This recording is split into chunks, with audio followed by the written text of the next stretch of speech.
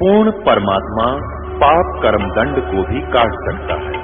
अभी तक जिस भी संत व महापुरुष से मिले उन्होंने यही बताया कि पाप कर्म फल भोगने से ही समाप्त होगा। वो प्रभु कौन है जो पाप कर्म को काट देता है, वो काल के बंधन से छुड़वा देता है, उसका क्या नाम है, पूजा की विधि क्या है? कृपया अवश्य सुनिए जगत गुरु तत्वदर्शी संत रामपाल जी महाराज के अमृत वचन।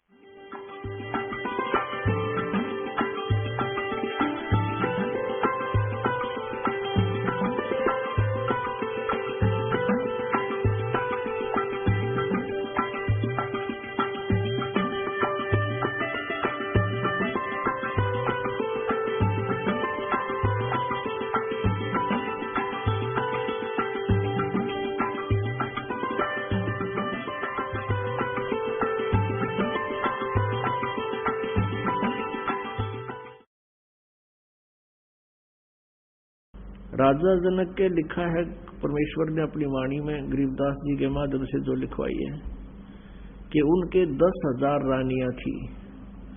उनमें से एक सबसे जो पटरानी होती है,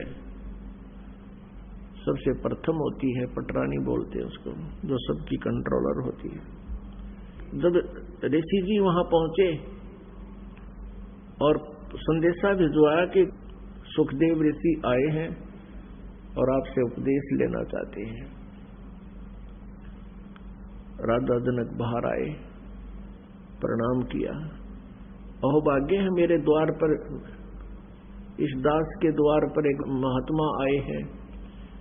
चारपाई बिछवा दी, नौकरों से आसन लगवा दिया, सुंदर कपड़े बिछवा दिए और कहा आप विराजमान होइए महात्मा सुखदेव जी। तो सुखदेव जी कहने लगे नहीं, मैं नीचे बैठूंगा, मैं उपदेश लेने आया हूं, आपको गुरु बनाने आया हूं। अपने आत्माओं, राजा जनक ने कहा कि सुबह आपको उपदेश दूंगा, आप विश्राम कीजिए। वो विश्राम किया। सुबह क्या किया राजा जनक ने? अपनी सबसे बड़ी औरत को, यानी जिसको पटरानी कहा करते थे, उससे कहा कि ऐसे ऐसे एक ऋषि नाम लेने आया है, दीक्षा लेना चाहता है। उसमें अपनी एक सिद्धि की बहुत ज्यादा प्रभुता मान रहा है, वो सिद्धि पाकर के एक बहुत अभिमानी बन गया है। ऐसे कर एक चूल्हे के ऊपर एक पतीला रख दिया और उसमें अच्छे मोटे मोटे लक्कड़ ला दिए और पानी ऐसे उबाल दिया जैसे चाय का पानी उबाला कर चाय का, और उसके साथ में ही नहाने के लिए एक पटड़ा डलवा लिया, पटड़ा नान का, और सुखदेव ऋषि को सामने बैठा लिया कि बैठ जा महात्मा, मैं नहा लूंगा, कोई फिर तुझे नाम दूंगा, स्नान कर लेता। वो जो पटरानी थी, वो बड़ी जो औरत थी, सबसे पहली पत्नी थी, वो क्या करती है, राजा जनक बैठ के पाटड़े पर और उधर से वो क्या करती है, उस उबलते हुए जल को लोटे में भर के और राजा जनक के सिर पर चोटी में डाले और हाथ नवावे सारे कमर कमर पर, और वह पानी उबलता न्यू उठा के राजा जनक के सिर पर डाले और सुखदेव न्यू हुए। अब उसका न्यू होगी जलेगा, वह जितनी बार भी डाल वो न्यू हुआ कि यो जलेगा। तब राजा जनक ने कहा कि ए सन्यासी, ए ब्रह्मचारी, हम तो गृहस्थी हैं, आइएगा, मेरे स्नान करने के उपरांत जो ये जल गटर में जा रहा है, ये नाली के अंदर से बहकर जा रहा है, इस नाली के पानी में तू उंगली डाल कर दिखा दे व्यास के बेटा। तब मान जाऊंगा तो किसा ब्रह्मचारी है। सुखदेव ने बोला मैं ना करूं इसी गलती, मैं तो उंगली दे दी तो सारे हाथ जल जा मेरे तय। तो कहते हैं राजा बिहंस देई जब तारी, और कहता मुझे स्नान करावे एक नारी, इसके हाथ भी ना जलते तू अंडी पाक रहा था। तो जैसा भी राजा जनक को ज्ञान था वो राजा जनक ने अपने उस शिष्य सुखदेव को सुनाया। अपनात्मा परमात्मा का विधान है कि यही राजा जनक सतयुग के अंदर राजा अम्बरीश थे, और उस समय भी राजा अम्बरीश को भी परमात्मा मिले थे जाकर के, ज्ञान समझा था। लेकिन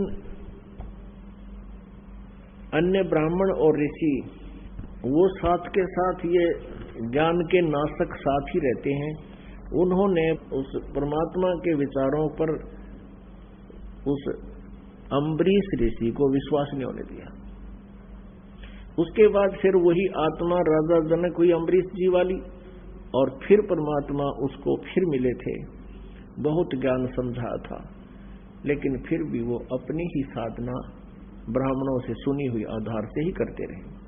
तब राजा जनक ने उस सुखदेव ऋषि को बहुत ही अच्छी तरह समझाया। अपनात्मा परमात्मा के ज्ञान के आधार से हम इनकी तुलना करते हैं, ये कैसे ऋषि थे। एक सिद्धि को पाकर के ये प्रभु पाक जाते थे, और परमात्मा जी कहते हैं, परमेश्वर कबीर जी कहते हैं कि ये जो सिद्धियां हैं ये जीव की शत्रु हैं। अब थोड़ी सी वार्ता सुनाते हैं जो राजा जनक और सुखदेव की हुई।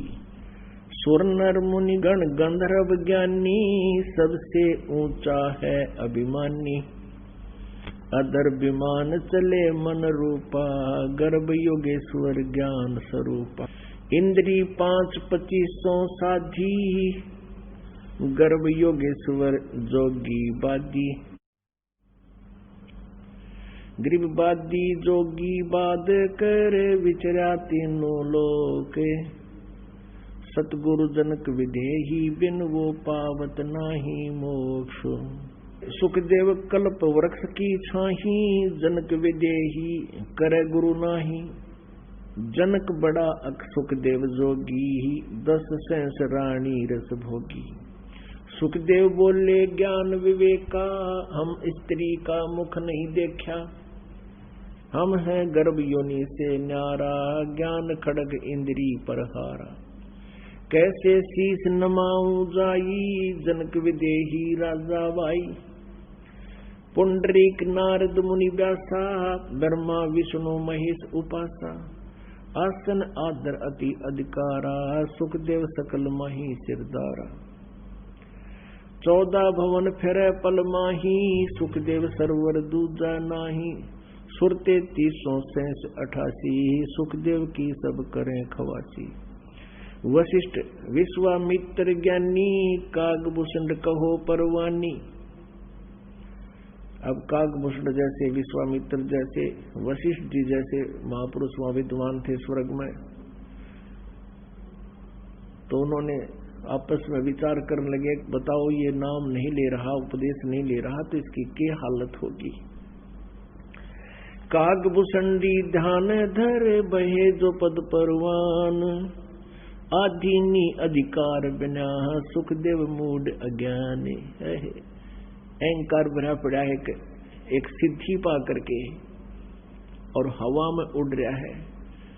तो कागभूषण जी को भी परमात्मा मिले थे कबीर देव जी, उनको बहुत ज्ञान समझा था। उसी आधार से कागभूषण जी कह रहे हैं कि सुखदेव आदि निबिना आप जीवन नष्ट कर रहे हो, अहंकार भगवान को पसंद नहीं।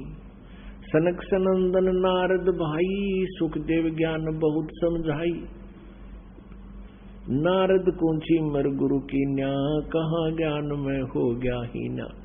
यहाँ तक तर्क दिया गया सुखदेव को कि जैसे नारद जी ने एक धीमर को गुरु बनाया था, इसकी के बेइज्जती होगी, ना तो 84 लाख योनियों में जाता।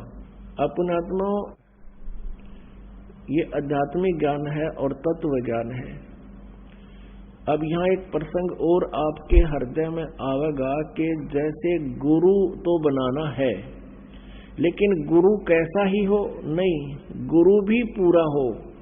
परमेश्वर अपनी अमृतवाणी में कहते हैं पूरे गुरु की सेवा ठाने, पूरे गुरु से बात बने, तत्वदर्शी संत से बात बनेगी। अब ये जैसे आध्यात्मिक ज्ञानहीन प्राणी संत गुरु कहा करते थे, गुरु होना चाहिए चाहे कोई हो। जैसे नारद जी ने एक मछियारे को, झीमर को गुरु बना दिया था, तो आम आदमी इस बात पर सेट हो गया गुरु बनाना जरूरी है, गुरु बिन मोक्ष हो को नहीं, किसाए हो गुरु बन जा। एक बुढ़िया को एक बहन हमारी शिष्या लेकर आई, रोहतक की थी वो, वहाँ करोथा आश्रम में, और वो कहने लगी ये नाम लेवागी जी हमारी पड़ोस में रहती है। माँ भाई ठीक है बहन, इसको सारे नियम बता दिए अपने, हमने सारे नियम बता दिए। बोले हाँ जी ठीक है ठीक है, नाम लेगी। हफ्ते 10 दिन के बाद, 5-7 दिन के बाद फिर वो बहन कहने लगी चल बहन अब चलते हैं गुरु जी के दर्शन करने के लिए। वह बुढ़िया ने कहा मैं ना चलूँ, मैं ना जाऊं कद्दे भी। तो उसने कहा भी गुरु जी के दर्शनार्थ तो जाना चाहिए ना, तो लाभ क्या होगा, बोला ना। और उसने देखा कि तू सारी पूजाएं वही कर रही है, फिर नाम कहाँ तेरा? ने बोली मन ने तो गुरु बनाना था, पूजा तो सारी वही करूंगी जो मैं पहले कराया करती। न्यो सुना है मैंने गुरु बिन मोक्ष होता को ना, गुरु बना दिया बस, गुरु बनाना था। तो इन अज्ञानियां ने ऐसा नाश कर रखा है, कहां तो कहां तक इनके अज्ञान को हटाया जाए, लेकिन इस तत्व ज्ञान से ये ठीक हो जाएगा। और फिर ये बता रखा भाई पूरे गुरु बिना बात बने नहीं, यह भी सच्चाई है। अब ये ज्ञान तो संत देते हैं कि पूरे गुरु बिन बात नहीं बने, जैसे राधा स्वामी, धन सतगुरु और ये दूसरे पंथ हैं, ये निरंकारी आदि, ये गुरु में तो बताते हैं, गुरु की महिमा भी बताते हैं, और ये भी कहते हैं पूरे गुरु तो बात बने गई भाई। गुरु पहुंचा हुआ हो तो उस कैटेगरी के जो अनुयायी हैं उन ग्रुपों में, तो उनको इतना जरूर प्रतिदिन सुनने को मिल जाता है गुरु पूरा हो, तो वो अपने ही गुरु को पूरा मानकर वहां सेट है। एक बहन वृद्ध हो रही थी, वो आई एक बहन के साथ उपदेश लेने के लिए, और उद्देश्य था उसका कोई लाभ उठाना, कोई उसको लाभ मिला कोई ना। पहले राधा स्वामी से नाम लिया, फिर सिरसे वाले से लिया, फिर निरंकारी में भी ले लिया, 4-5 गुरु बना लिए थे उसने। और जो उद्देश्य वो लेकर गई थी वो होया पूरा को नहीं, तो उसने ने सोची भाई यूं काम मेरा पूरा हो जाता गुरु पूरा होगा, ऐसी कुछ सोच थी। तो वो यहाँ आई तो हमने उनसे कहा कि माई आपने नाम लेना है तो ऐसे ऐसे नियम है और भक्ति ऐसे करनी है डट कर। बोली जी मैंने सारा फेरा है, मैंने 5 गुरु बना रखे, 6ठा तना बनाना आई हूँ। मैं पूरा गुरु तो एक का बतेरा, इतने बनाने की क्या आवश्यकता थी? ने बोली ने बनाए थे, कोई सा 1.5 पे पूरा होएगा वो तो पार करेगा। कि मैंने सुन रखा था पूरे गुरु तो बात बनेगी, न्यो बनाए हैं 5 कि कोई सा 1.5 तो पार करेगा, कोई सा तो पूरा पाओगा। तो ये कोई फार्मूला नहीं है, ये कोई पैमाना नहीं है उसे गुरु की पहचान करने का। तो हम इतने ज्ञानहीन बना दिया, हम अपनी अटकल से लग जरूर रहे हैं लेकिन रास्ता नहीं मिलता। अब थोड़ा सा प्रसंग यहाँ, उस नारद जी ने जो धीमर गुरु बनाया था वो कौन था? वो एक पुण्यात्मा थी, किसी समय परमेश्वर कबीर जी की शरण में रहे थे, लेकिन हम कुछ दिनों के बाद इस काल के ज्ञान के ऊपर फिर दोबारा टिक जाते हैं, भगवान की भक्ति त्याग देते हैं। ऐसा ही उस नादान आत्मा ने कर रखा था। फिर यू काल ऐसे कर्म बिगड़वा दे उस पुण्यात्मा के, ऐसी जगह मछियारों का जन्म दे दिया, और वो मछली पकड़ के लावे और बेचे, उसे तो गुजारा कर आप भी काट के खावे। अब कहते हैं कबीर कमाई आपनी कदे ना निष्फल जा, 7 समुद्र आडे पड़े मिले अगा हुआ। क्या हुआ कि एक बार वो जिस राज्य में रहता था वहां के सभी तालाबों की मछलियां उसने पकड़ ली थी। कालू नाम के जीमर ने, वो तो खाली वो लिए थे। उसने देखा कि पड़ोसी राजा एक बहुत धार्मिक व्यक्ति था। उसने सब जगह ये आदेश दे रखा था कि मेरे राज्य में हिंसा नहीं हो, जीव हिंसा नहीं हो, और इस कारण से किसी भी तालाब में कोई मछलियां नहीं पकड़ता था। और वो चला गया कालू, उसने देखा कि मोटी मोटी तोरी सी भारा भारा घिया सी कूदे उसके अंदर। उसने सोचा सुबेरा करूंगा काम। उसको ये भी पता था कि राजा ने यहाँ आदेश दे रखा है कि यहाँ प्रतिबंध है। उसने सोचा रात में चोरी करूंगा। अपनी पत्नी से कहकर चला गया कि मैं ऐसे ऐसे जा रहा हूं उस तालाब पर, और है तो वहां खतरे का काम, पर देखी जाएगी, अब रोजगार तो यही है। अब वो पहुंच गया वहां तालाब पर। तालाब के आसपास झाड़ बोझड़े भी होते हैं। उसने जाल डाला था सुबह सुबह, वो सुबह का टाइम हो गया 4 बजे, गर्मियों के दिन थे, थोड़े थोड़े थोड़ी सी सर्दी सी भी थी, इस तरह टाइप का मौसम था। तो उसको सर्दी लगी, तालाब में से निकला। उसने क्या करा, एक अग्नि जला ली हाथ सेकने के लिए। अग्नि जलाई, लकड़ तोड़कर हाथ उठ सेके। और पहले तो उसने देखा कि कोई होगा तो यहाँ आ जाएगा, आग जला लेता हूं। उसने आग जला दी, देखा कोई नहीं आया। कोई पहरेदार होगा तो होगा भी, कैसे है, बातचीत पूछा, कह दूंगा विरा चलता हूँ, ठंड लग रही है थोड़ी, हाथ सेकूं। थोड़ी थोड़ी सर्दी सी थी, कोई नहीं आया तो उसने जाल डाली थी। उधर से उसी नगरी का राजा, उस क्षेत्र का राजा हाथी पर सवार हो गए, और उसी के साथ साथ से रास्ता था, दूसरे शहर में जा रहा था। और एकदम मोड़ मुड़ता था। उस मोड़ के मुड़ते ही राजा का पूरा काफिला एकदम बाहर आया, और उसकी नजर पड़ी, वो सारा ही 4 किले का फैसला था मोड़ का। एकदम घबरा गया वो कालू जीमर कि भाई आज तो बात बिगड़ेगी, राजा आ गया, राज तेरी सजाए मौत होगी, तूने कानून तोड़ दिया। वो डर गया। उसने क्या कर रखा था, एक लंगोट पहन रखा था शरीर पर, बस पानी में बढ़ने की तैयारी थी। तो उसने, और ऊपर बड़े बड़े बाल थे, दाढ़ी थी। उसने और कोई बात ना सूझी बचाओ कि जो राख लकड़ी जला रखी थी वो राख थी। उस राख को सारे शरीर पर, मुंह पर सारा लाख है, और वहीं बैठ गया। वो धुआं सा बना हुआ था, थोड़ी थोड़ी आग सलग रही थी। साधु रूप बना के बैठ गया। वो राजा था धार्मिक, उसने देखा महात्मा बैठा है, वहीं काफिला रखवा लिया। अगरों को हाथी से नीचे उतारो, अंबारी वो लगा दी पड़ी थी, वो नीचे उतार दिया। और वो आंखें खोल कर देखा कि ले भाई मर गया आज तो तुम, आधी आधी खोल और फिर बंद कर लेगा, आज मर गया, भी तो आ गया तेरी तरफ। उसने सोचा और कोई चारा भी नहीं है, अगर बच गया तो इससे मुद्रा में बच गया। राजा ने आवाज लगाई, प्रणाम किया, राम राम बोलिया। वो कड़ा बोला, बोलते पिछने पहचाना जा, कति मौन धारण कर गया। अब राजा ने सोची वे साधु संत अपनी भक्ति करते हैं, वो गणा छेड़ा छाड़ी नहीं करनी चाहिए। 5 असरपी सोने की असरफी होती थी, अच्छी 10-10 ग्राम की, और वो 5 असरफी वहां पूजा रूप में उसके चरणों के पास रख दी। राजा थोड़ी देर बैठा, प्रणाम करके चल पड़ा। उधर से उसके डरते की, क्योंकि पिछले संस्कार अच्छे थे, उसका वो समाधिस्थ हो गया, और ऊपर सौपन सा देख रहा है। उधर से उसकी पत्नी को चिंता हुई कि आया नहीं, दिन के 10 बज गए। वो चली करता है जिस सरोवर का वो कह के गया था, वहीं जाकर देखा तो क्या कर रहा है, साधु बना बैठा। और उसकी पत्नी ने पहले तो उसको आवाज लगाई कि तू मर रहे गाड़ा की, तू बैठा है, चाल जल्दी करने, कोई अड़ा आ गया, यहाँ आ गया, तुझे पकड़ लेगा। हो ना उठिया तो उसके एक मारा कड़मड़ थप्पड़ के खड़ा हो ले। तो उसने नो कहा, मैं तो आज आया था जी, आज आया था जी। उसने सोचा ये राजा के सर्वेंट आगे की तय, नो कहा जी मैं तो आज पहली बार आया था। उसने देखा उसकी पत्नी अपनी पत्नी से कहने लगे, राजा कहाँ गया? उसकी पत्नी बोली, राजा कौन था? राजा आया था यहाँ से। वो बोली राजा आता तेने छोड़ देता। फिर उसने देखा 5 असरफी रखी है। अब देखो कैसे परिवर्तन आता है।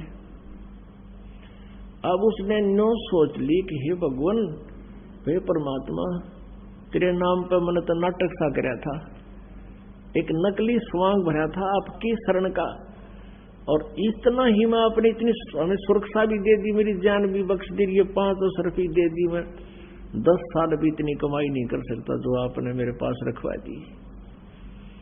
उसी दिन से बैराग हो गया कि हे परमात्मा, तेरे नाम में, तेरी शरण में इतनी शक्ति, इतना सुख। अपनी पत्नी से कह दिया कि ले, ये तेरी 10 साल की 20 साल की कमाई है यार, ले जा तू, और मैं आज के बाद मछली पकड़ू को नहीं। घर चले गए। उसकी पत्नी बोली काम करे बिना नहीं सरा करता, जा वो दे दे जाड़ा हाथ में, वो बांध दे रोटी 4 उसके, और वो चल पड़े। बैठ कर जंगल में खा कर रोटी, अन्नू देखा ये भगवान, नु क्या करें, गुरु बिन मोक्ष नहीं होता। हे परमात्मा, गुरु बिन मोक्ष नहीं होता। कोई संत मिले, संतों के पास जावे, उनसे पूछा ताछी करे। तो फिर एक दिन परमेश्वर कहते हैं इस आत्मा की प्रत्येक रिक्वायरमेंट को सब परमात्मा पूर्ण ही पूरा करता है, जो तीनों लोकों में प्रवेश करके सबका धारण पोषण करता है।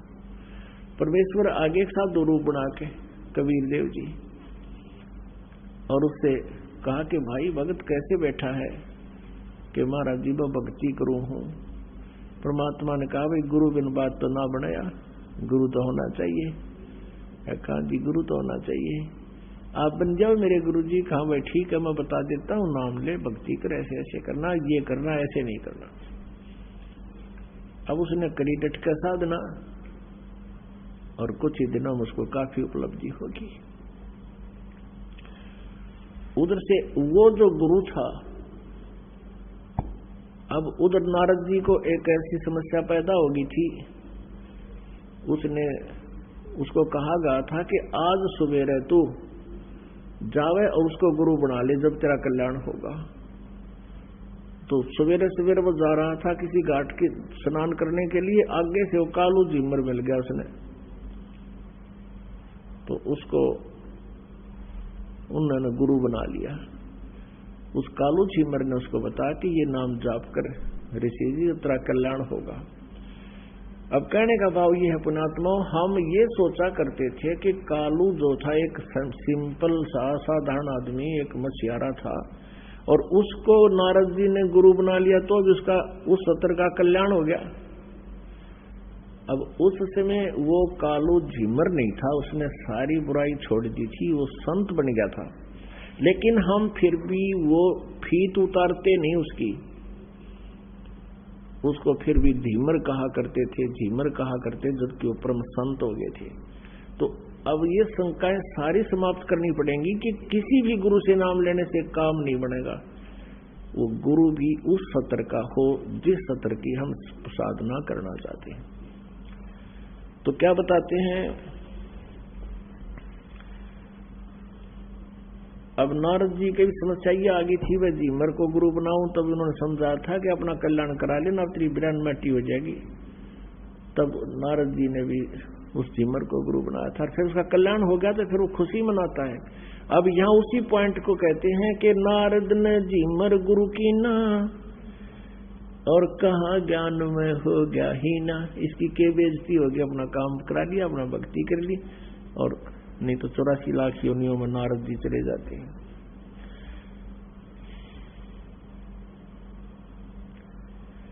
बोले ब्रह्मा विष्णु महेशा, सुखदेव नहीं तेरा ज्ञान प्रवेशा।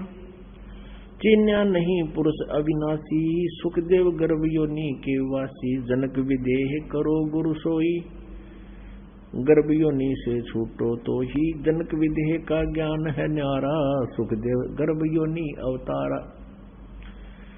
योनि संकट दे कहाई, गर्भ योनि आगे है वाई। योनि संकट दे कहावे, गर्भ योनि कोई बिरला पावे। पिंड ब्रह्मंड दो है योनि, इच्छा बीज न सुखदेव उन्नी। 14 भुवन फिरे पल माही, उड़ा फिरे पक्षी की नाई। तप का तेज ज्ञान असवारा, पाया नहीं मुक्ति द्वारा। सुखदेव ज्ञान ध्यान तप हीना, जब लग राजा गुरु नीकीना। जैसे गंग अंग पर छारे है, तुमरा मोक्ष सुख जनक के द्वारे। राजा गुरु जनक तीन लोक तत्सार, मेहर करें गुरुदेव जद सुखदेव उतरे पार। मान्या वचन कल्पना छाडी, सुखदेव लगी लगन जद गाडी।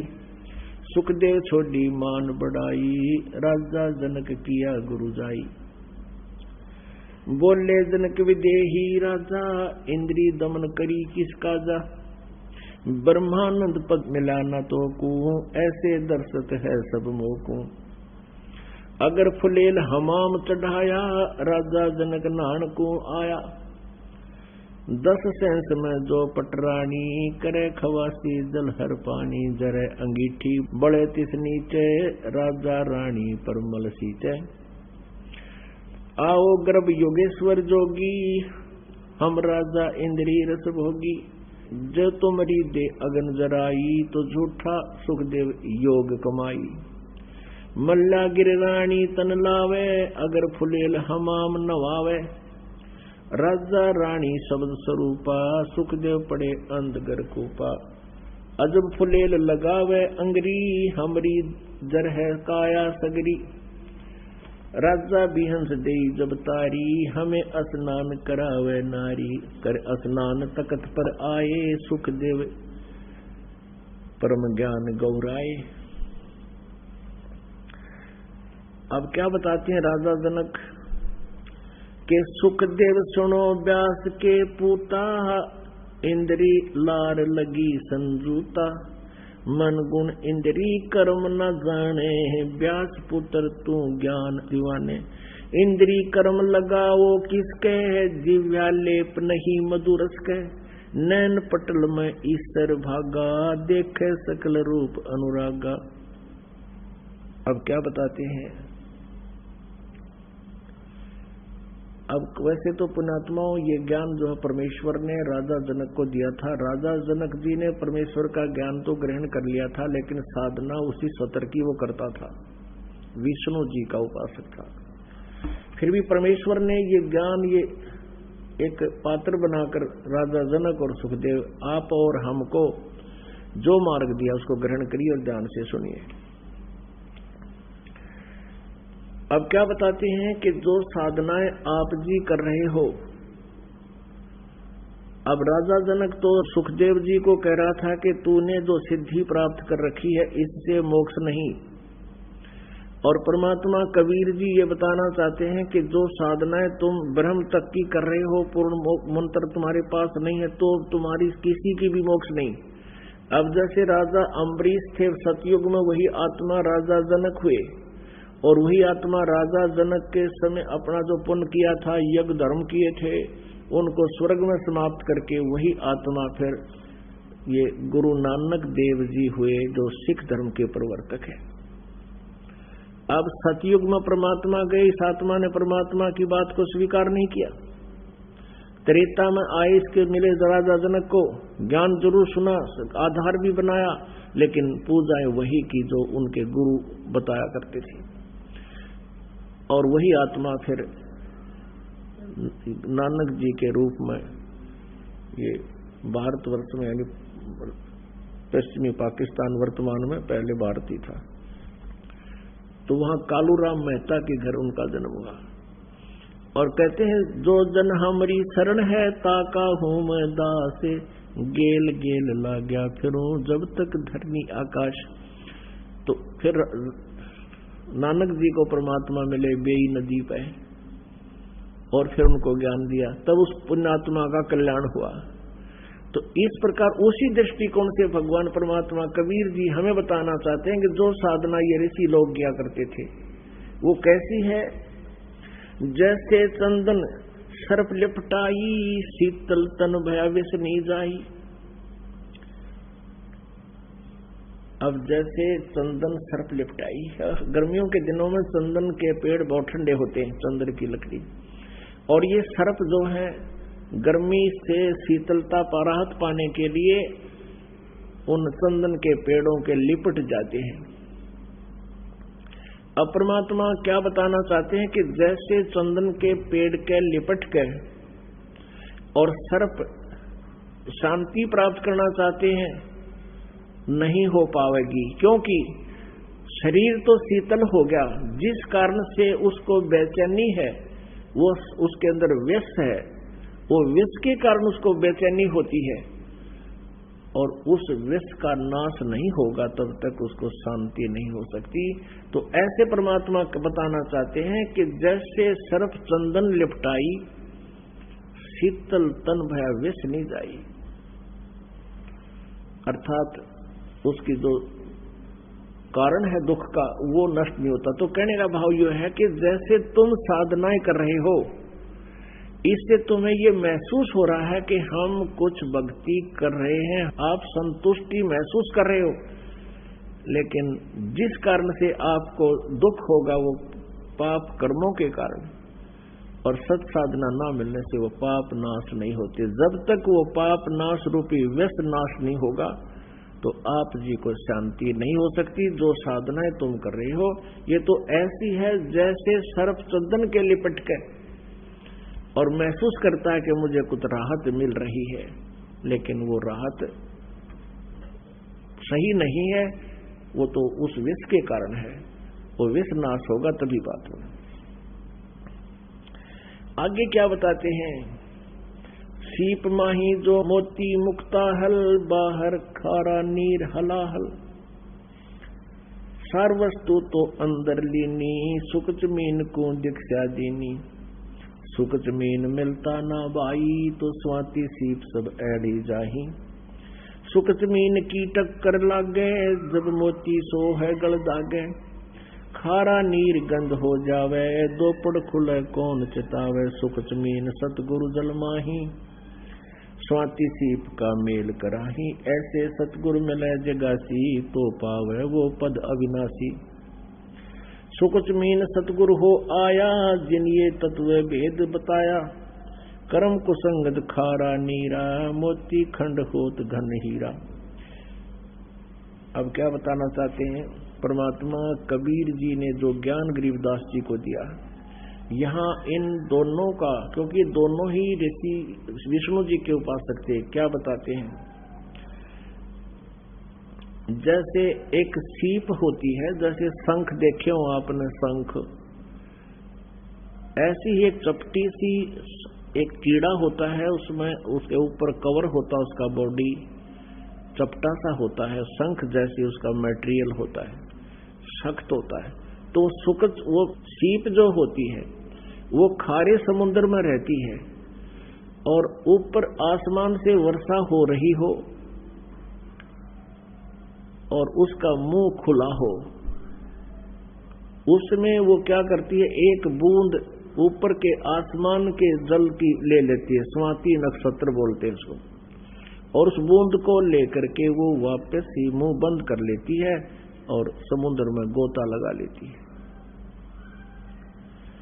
अब उसमें क्या होता है कि सीप के मुंह पर ऊपर एक मांस सा लग जाता है, अपने ऑटोमेटिकल सिस्टम है, ऊपर एक मांस का कवर सा बन जाता है उसी की बॉडी से, और उधर से वह सीप के अंदर मोती बनना प्रारंभ हो जाती है। जब वो मोती परिपक्व हो जाती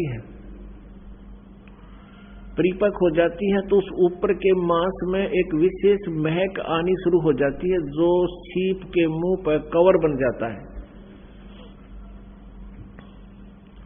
उस मांस में विशेष महक आती है, और एक पतले से मुंह की, बिल्कुल पतले से लंबे से मुंह वाली एक मछली होती है, उसको सुकचमीन कहा संतों ने।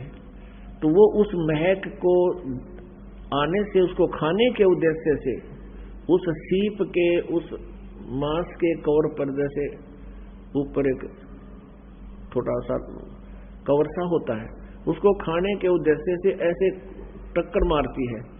टक्कर मारते ही वो खाना खोने तो कुछ है नहीं, वो फूट जाता है, आर पार उसका मुंह निकल जाता है, वो मोती एकदम समुद्र में गिर जाती है। अब यहाँ इस आध्यात्मिक मार्ग को क्लियर करने के लिए, स्पष्ट करने के लिए कैसे समझाना चाहे कि जैसे आप जी ने उपदेश ले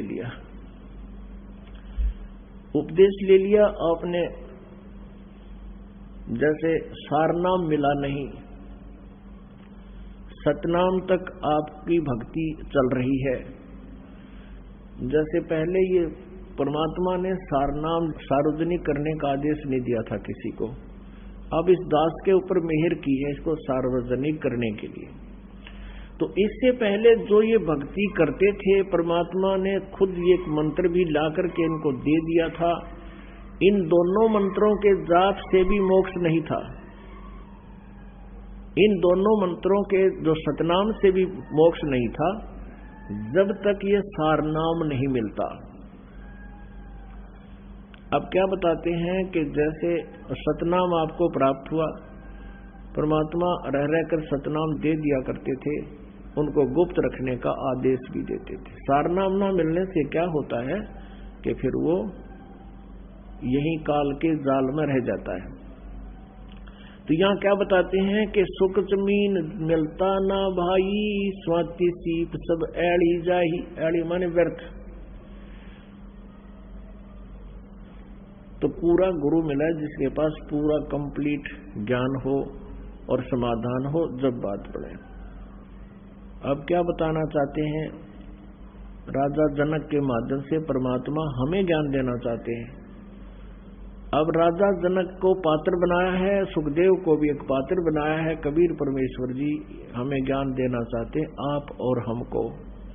क्या बताते हैं कि जैसे राजा जनक समझा रहा है सुखदेव को कि तू अपने आप में न्यू कहता मैंने इंद्रियों को काबू कर लिया, तो कहते हैं इंद्री दमन करी किसका जा,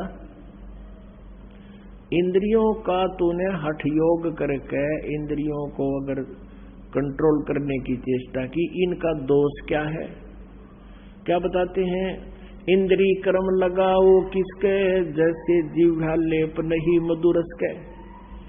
अब आप शहद खाते हो, जीभ के ऊपर शहद लिपटा नहीं रहता, तेरा आदेश हुआ मन का कि यह चीज चाहिए, वो खाने तूने खाई, इंद्री ने अपना काम कर दिया, उसने आगे सरका दी, तो उस मधु का, शहद का जिह्वा के ऊपर कोई उसका लिंक नहीं रहा, उसका कोई प्रभाव नहीं रहा।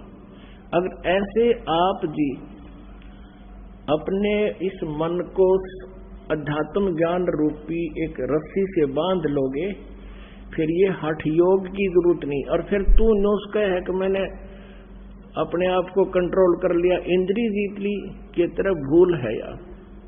क्या बताते हैं, कुरंग मतंग पतंग सरंग भरंगा, इंद्री एक ठगोतीस अंगा। कुरंग मतंग पतंग सरंग भरंगा और इंद्री एक ठगोतीस अंगा, तुमरे संग पांचों पर कासा, या योग युगत की झूठी आशा। कहते हैं बोले आदमी आप अपने कर्म बिगाड़ रहे हो। जैसे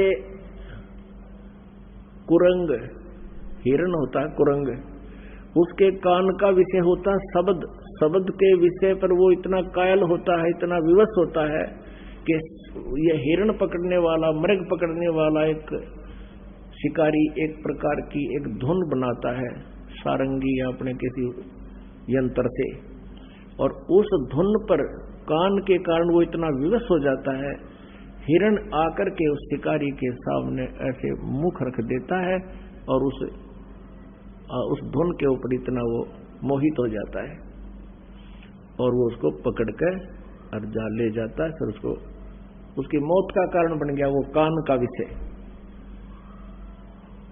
फिर बताते हैं कि मतंग हाथी होता है, हाथी के अंदर ये काम वासना सबसे ज्यादा होती है। हाथी पकड़ने वाले क्या करते हैं, एक हथनी को ट्रेंड कर लेते हैं और एक गड्ढा बना लेते हैं, वहां काफी लंबा खाई सी खोद देते हैं, 5-7 फुट चौड़ी लंबी, और उसके ऊपर दोबारा उसको छात देते हैं बोदे बोदे लकड़ों की, उसके ऊपर मिट्टी डाल देते हैं, मिट्टी के ऊपर घास लगा देते हैं, ताजा घास पाड़ के उसके ऊपर लगा देते हैं, पानी पुनी छिड़क देते हैं, और हथनी को हाथियों के झुंड में छोड़ देते हैं। वो जाती है हाथी के साथ सप्रस करती है अपने शरीर को, उसको उत्तेजित करने के लिए। हाथी उत्तेजित होकर के 2-4 हाथी उसके पीछे चल पड़ते हैं, वो फिर भाग लेती है वापस उसी दिशा में जहां से उसको छोड़ा गया था। वो सीधा भागी आती है, पहले तो हाथी उसके पीछे पीछे भाग रहे होते हैं, फिर वो साइड काट के, उसको पता होता है कि यहाँ तूने नहीं आना, वो उस स्थान को छोड़कर जहाँ गड्ढा बना रखा होता था उसके साइड से काट के फिर हाथी उसकी तरफ भागते, तो फिर उसी तरफ काट के एकदम कट के फिर सीधी भाग लेती है। यानी उनको ऐसा ट्रेंड कर रखा है, वो एक बार ऐसे भागेगी वो स्वयं साइड पकड़ के आती है और फिर सीधी इधर भाग लेती है। तो हाथी फिर सीधे ही भागे आते हैं उसके पीछे, और उस खाई में गद गद 3-4 कट्ठे पड़ जाते हैं, गिर जाते हैं, और फिर सारे दिन चिंगाड़ मारते रहते हैं। और वो हाथी मार पकड़ने वाले ऊपर खड़े होकर के उनके लंबे लंबे भालों से उनके सिर में ठोकते रहते हैं। 2-3 दिन उनको आहार नहीं मिलता, तब वो समर्पित कर जाते हैं, निढाल हो जाते हैं, तब उनको पकड़ कर लाते हैं। अब क्या बताते हैं, कुरंग मतंग पतंग सिरंग भरंगा, इंद्री एक ठग्यो 30 अंगा। फिर पतंग, अब वर्षा के दिनों में आप देखोगे लाइट के ऊपर पहले दीपक होते थे बगैर कवर के, और ये जीव जंतु पतंग उड़ कर सीधे उस दीपक के ऊपर गिर जाते हैं और जल के मर जाते हैं। उनके बस की बात नहीं, वो इतने विवश हैं उस रूप के ऊपर, वो बहुत आसक्त है, वो मर जाते हैं, हटते नहीं।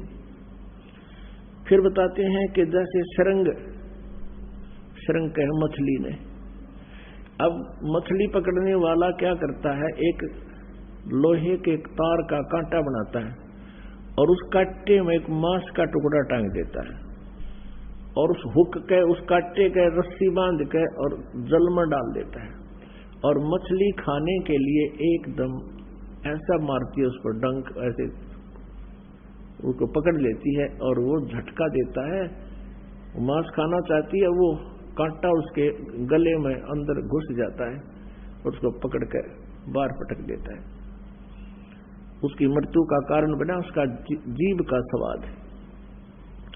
फिर बताते हैं धरंगा, भौरे को कहते हैं, भंवर को। भौरा क्या करता है, फूल के ऊपर जाके बैठ जाता है और शाम के समय उठता नहीं, क्योंकि उसको बड़ा आनंद आ रहा होता है, नासिका इंद्री उसकी बहुत उस पर प्रभावित है और सुगंध को वो छोड़ता नहीं, और रात्रि के समय वो फूल बंद हो जाता है, भौरा सुबह तक उसमें मरा हुआ मिलता है। अब परमात्मा क्या बताना चाहते हैं कि इस काल ने, कहते उन प्राणियों, कहते एक एक विषय था और उस विकार के कारण उनकी मौत का कारण बन गया। तुमरे संग पांचों पर कासा, योग युगत की झूठी आशा। और मनुष्य जीवन में काल ने ये 500 विकार ला रखे हैं कि कहीं वो भक्ति ना कर ले, मेरी जाल से निकल ना जाए। तो कहने का भाव ये है कि जो साधनाएं ये ऋषि महर्षि कर रहे हैं, उनसे ये विकार नष्ट नहीं हो सकते, ये नॉर्मल भी नहीं हो सकते। अब जैसे भगवान शिव से बड़े साधक ये नहीं हो सकते, कोई भी नहीं हो सकता 3 लोक में। और भगवान शिव को एक बार पार्वती जी ने ऐसी गलती कर दी थी कि जैसे श्री रामचंद्र जी जंगल में सीता के वियोग में घूम रहे थे और ऊपर से भगवान शिव ने प्रणाम किया, कहा ये भगवान विष्णु है नीचे। पार्वती ने कहा आप किसको प्रणाम कर रहे हो, कि वो सामने भगवान विष्णु आए हुए हैं, उनको प्रणाम करा। पार्वती कहने लगी मैं तो ना मानू, भगवान रोए, क्योंकि जब सीता जी का अपहरण हो गया था वो रो रहे थे, मैं तो परीक्षा लूंगी तब मानूंगी ये भगवान है। भगवान शिव ने कहा था परीक्षा मत लेना, जब तो मना कर दिया, लेकिन नजर बचा कर पीछे से धोखा दे करके वो सीता रूप बना के श्री रामचंद्र जी के सामने आ गई। और ये काल के हाथ में इनकी रिमोट। ये काल जो है 21 ब्रह्मांड का स्वामी ब्रह्म, इनका पिता, ये इनको नचाता है। अब उधर से भगवान श्री राम को ये तो पता नहीं मेरी सीता ने कौन उठा ले गया, क्यों वहां तो उसकी बुद्धि ऑफ कर दी काल ने। गीता जी अध्याय नंबर 7 के श्लोक नंबर 3, 4, 5, 6, 7 में ये काल कहता है कि अर्जुन, इन बलवानों का बल और बुद्धिमानों की बुद्धि मेरे हाथ में है, जब चाहे ऑन कर दूं, जब चाहे ऑफ कर दूं। अब रामचंद्र जी की बुद्धि ऑफ कर रखी थी, उसने ये नहीं पता मेरी सीता ने कौन ले गया, उठा ले गया। उधर से जब सीता रूप बनाकर पार्वती खड़ी होगी, काल ने वह ऑन कर दी बुद्धि और पहचान ली कि हे दक्ष पुत्री माया, भगवान शिव कहाँ गए, अकेली कैसे आ गई। शर्मिंदा होगी कि सचमुच आपको ठीक ही प्रणाम कर रहे थे भगवान शिव जी। तो भगवान शिव को महसूस हुआ, ये काल है ना, ये भी पक्का उस्ताद हो, तो शिव जी के मन में ये ला दिया कि ये जरूर गई होगी पाछे थे। उसने पूछा कि तू परीक्षा ले आई, अगना जी मैं ना गई कती भी। शिव जी ने जान गया झूठ बोला कि नहीं, तूने परीक्षा ली है और आज से तू मेरे पत्नी रूप में नहीं रही, तू मेरे बड़े भाई की पत्नी का रूप धारण कर लिया, मेरे लिए मां के तुल्य होगी। अब भगवान शिव ने सोचा कि मैं पार्वती को अपना सबसे कॉन्फिडेंशियल माना करता, विश्वसनीय मानता था। राजेश ने मुझे धोखा दे दिया, कल नहीं कुछ और भी कर सकती है।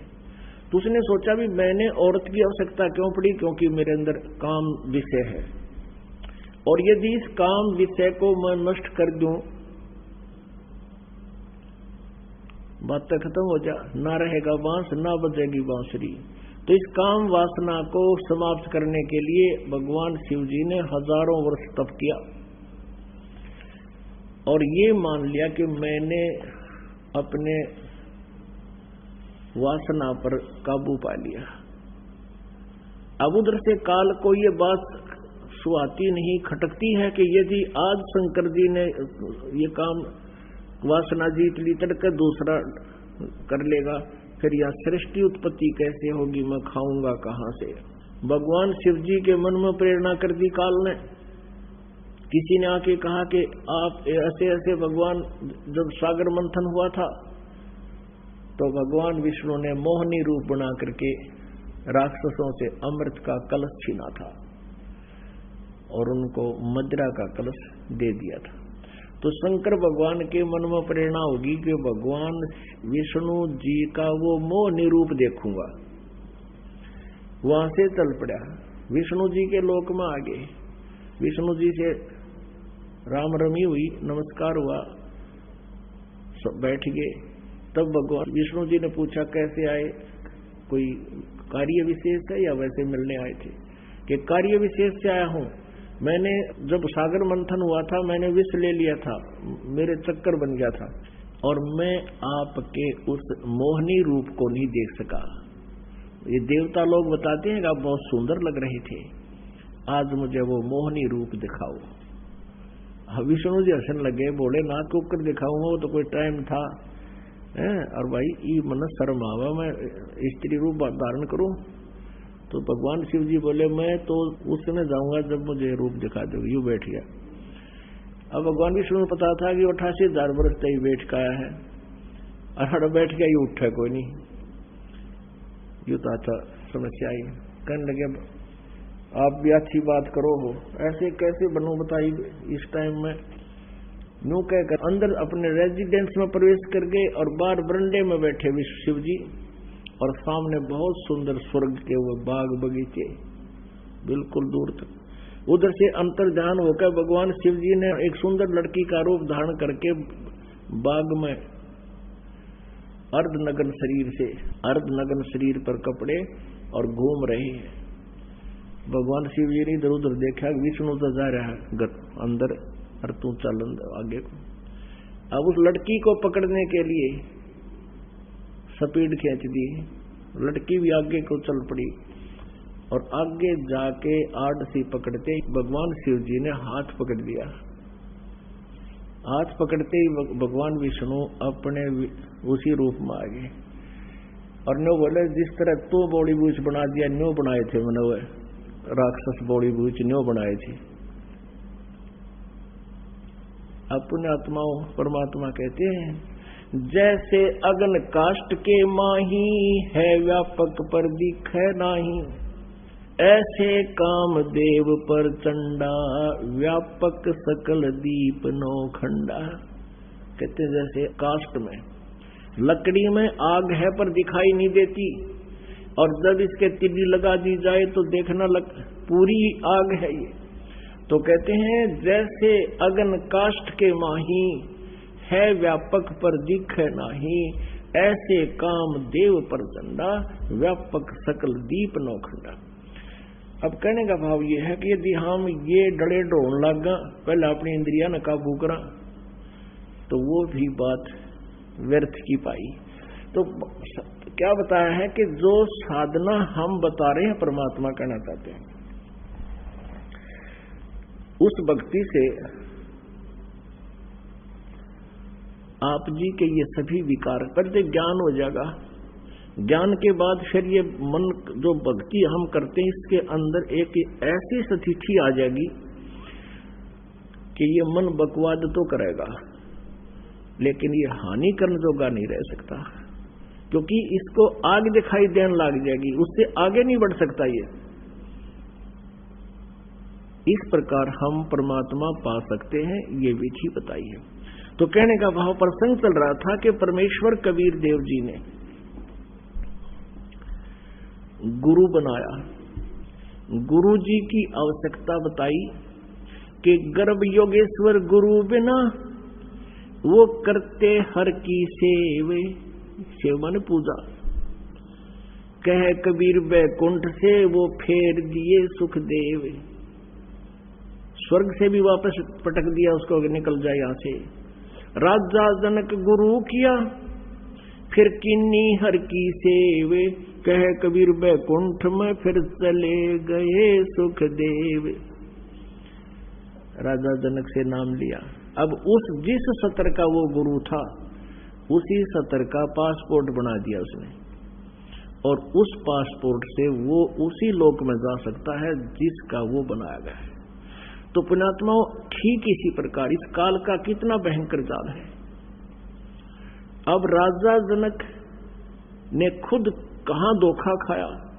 राजा जनक ने खूब पुण्य किए, बड़ी बड़ी यज्ञ की, हजारों मतलब यज्ञ किया, 100 मन के एक समय में 100 मन का एक यज्ञ की जाती है, वो कई सैकड़ों की, हजारों की, और फिर उसके आधार से पुण्य बन गए। विमान में बैठकर जा रहा शरीर छोड़ करके सूक्ष्म शरीर में, आगे एक बहुत बड़ा नरक था जिसमें 12 करोड़ आत्माएं अपना कष्ट भोग रही थी। वह हाहाकार मच रही थी। काल ने उनका विमान उसके पास से निकाल दिया। अब साधु संत में दया होती है।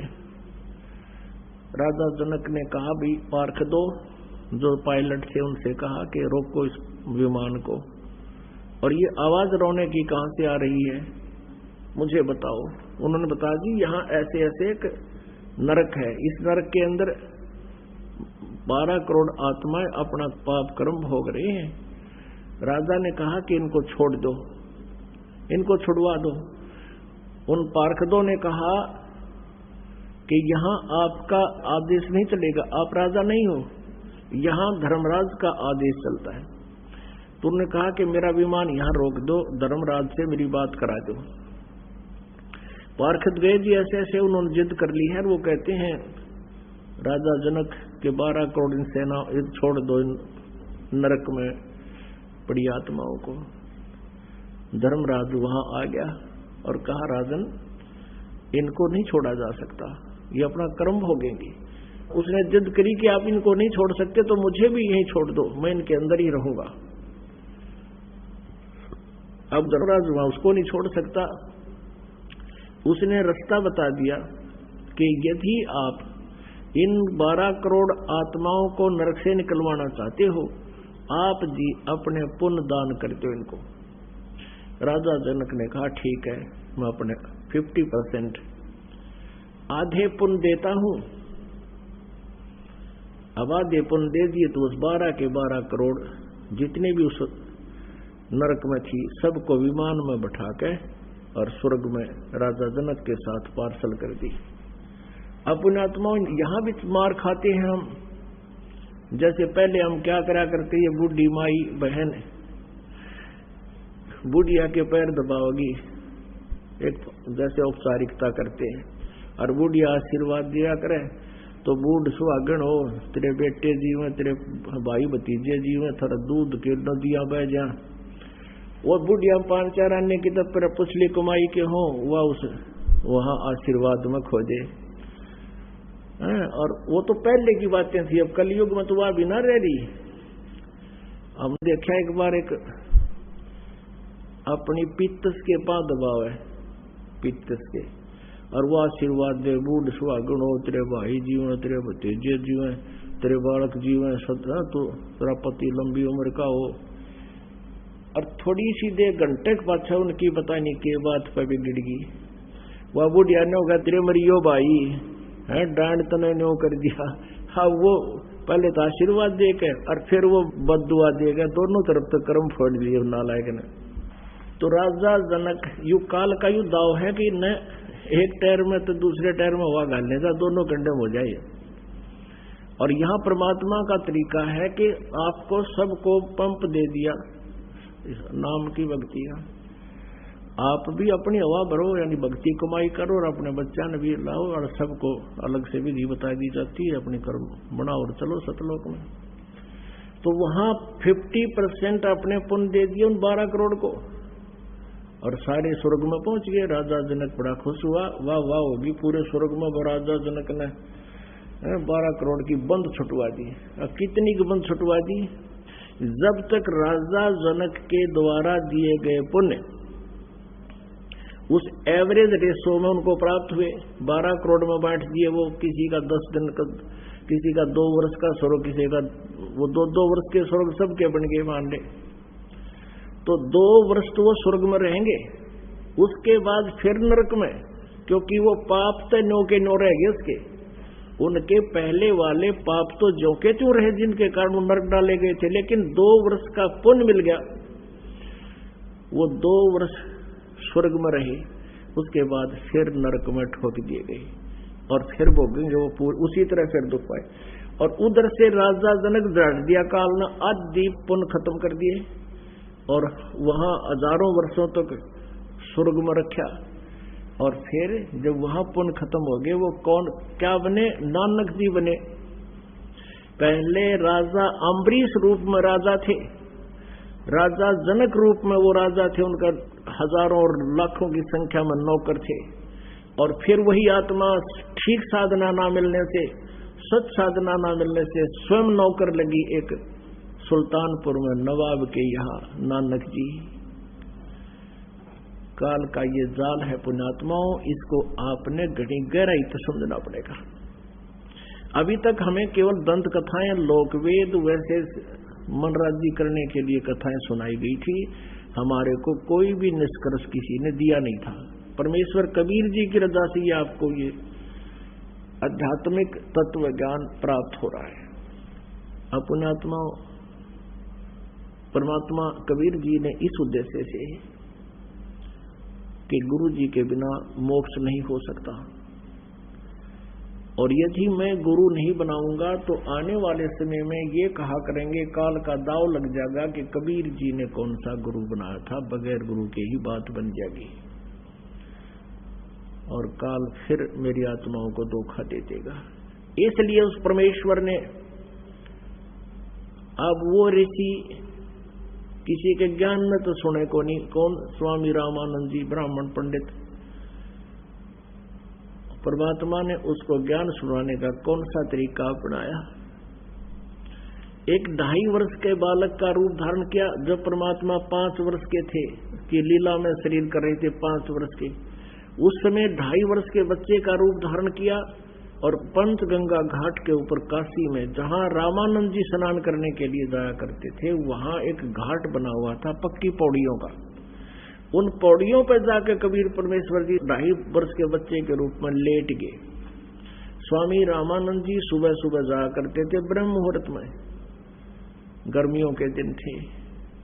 जो ही वो नीचे पैड़ियों से उतर रहे थे, परमात्मा कबीर जी 2.5 वर्ष के बालक का रूप धारण करके लेटे हुए थे।